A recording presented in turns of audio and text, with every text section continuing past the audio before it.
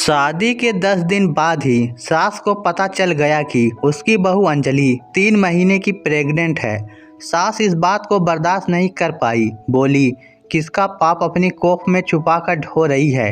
अंजलि कुछ भी नहीं बोली, वह चुपचाप सुनती रही। सास ने अपने बेटे अजय को फ़ोन करके ऑफिस से बुला लिया। बेटा आते ही बोला, माँ तुम हल्ला मत मचाओ, अंजलि की कोख में मेरा ही बच्चा पल रहा है। हम दोनों कॉलेज के दिनों से ही आपस में प्यार करते हैं, तभी तो मैंने आप लोगों से कहा था अगर शादी करूँगा तो अंजलि से ही करूँगा। याद करो, मेरे कहने पर ही आप लोग अंजलि के घर रिश्ता लेकर गए थे। अजय के इतना कहते ही मामला शांत पड़ गया, मगर कहानी ये नहीं थी जो अजय ने बताई थी। सच ये था कि अजय अंजलि से प्रेम करता था, मगर वह प्यार एक तरफा था। अंजलि किसी और को चाहती थी। अंजलि बहुत ही सुंदर और मासूम लड़की थी, पढ़ाई में भी अच्छी थी। उसके घर वाले ज़्यादा पैसे वाले भी नहीं थे, इसीलिए वह आधुनिकता की चकाचौंध में बहक गई और एक पैसे वाले लड़के अभिषेक से प्यार कर बैठी थी। अभिषेक का स्टाइल, गाड़ी और शानो शौकत ने अंजलि को इतना प्रभावित किया कि वह उसे दिल दे बैठी। जबकि अभिषेक एक भौरा था जिसकी नई नई कलियों पर मंडराने की आदत होती है, इसीलिए जल्दी ही उसने अंजलि को फंसा लिया। उधर अजय ने जब अंजलि को प्रपोज किया तो अंजलि ने साफ साफ कह दिया कि वह अभिषेक से प्यार करती है, उसी से शादी करेगी। अजय अंजलि से सच्चा प्यार करता था और वह बोला, तुम किसी और को चाहती हो, ये मेरा दुर्भाग्य है, मगर जिंदगी में कभी भी मेरी ज़रूरत महसूस हो तो मुझे याद कर लेना। हर परिस्थिति में मैं तुम्हारा साथ दूंगा। उस दिन के बाद अजय ने अंजलि से कोई बात नहीं की। उधर अंजलि तो आकाश में उड़ रही थी। कॉलेज का सबसे अमीर लड़का उसका प्रेमी था। वह अंजलि की हर फरमाइश पूरी करता था, लेकिन फिर भी अंजलि सावधान थी। उसने अभी तक अभिषेक को अपना शरीर नहीं सौंपा था। यही कारण था कि उनका यह अफेयर लंबा चल रहा था, वरना अभिषेक उसको कब का मसल कर फेंक चुका होता। फिर कॉलेज ख़त्म हो गया तो अजय अपनी दुनिया में बिजी हो गया, मगर वह अंजलि को भुला नहीं पाया।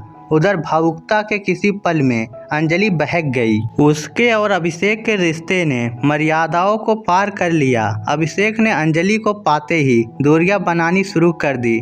फिर एक दिन वह विदेश चला गया और अंजलि से सारे संबंध तोड़ लिए। इस बात से अंजलि को बहुत बड़ा सदमा लगा। अभी वह सदमा से झेल ही रही थी कि उस पर एक और आफत आन पड़ी। जब उसे पता चला कि वह 2 महीने की प्रेग्नेंट है। वह अभिषेक को बताना चाहती थी, मगर अभिषेक ने उसे हर जगह से ब्लॉक कर दिया था। अब अंजलि के लिए बहुत मुश्किल वक्त आ गया था। उसका जीवन अंधकारमय हो चुका था। आशा की कोई किरण नहीं दिखाई दे रही थी। तब उसे अजय की बात याद आई और उसने आखिरी प्रयास करने के इरादे से अजय से संपर्क किया और उससे कहा, जिंदगी के ऐसे 2 राहें पर खड़ी हूँ जहाँ मेरे लिए कुछ भी नहीं बचा है। अभिषेक मुझे धोखा देकर जा चुका है और उसका बच्चा मेरी कोख में पल रहा है। जानती हूँ मैं तुम्हारे काबिल नहीं हूँ, अपवित्र हो चुकी हूँ, फिर भी अगर तुम साथ दो तो मैं आगे जीवन जीने के बारे में सोच सकती हूँ, वरना अब इस दुनिया में मेरे लिए कुछ भी नहीं बचा है। अजय ने कहा, मैंने तुम्हारे शरीर से प्यार नहीं किया था, मेरा प्यार सच्चा है। मैं तुम्हें हृदय से चाहता हूँ। तुम मेरे लिए आज भी पवित्र हो। मैं तुमसे शादी करूँगा और इस बच्चे को भी पिता का नाम दूँगा और वादा करता हूँ जिंदगी में कभी भी तुम्हें इस विषय में ताना नहीं मारूँगा। क्या तुम मुझसे शादी करोगी? अंजलि ने पहली बार अजय को गौर से देखा था।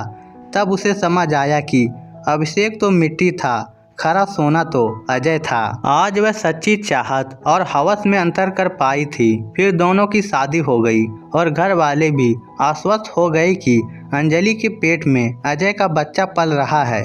कुछ महीनों के बाद अंजलि ने एक प्यारी सी गुड़िया को जन्म दिया।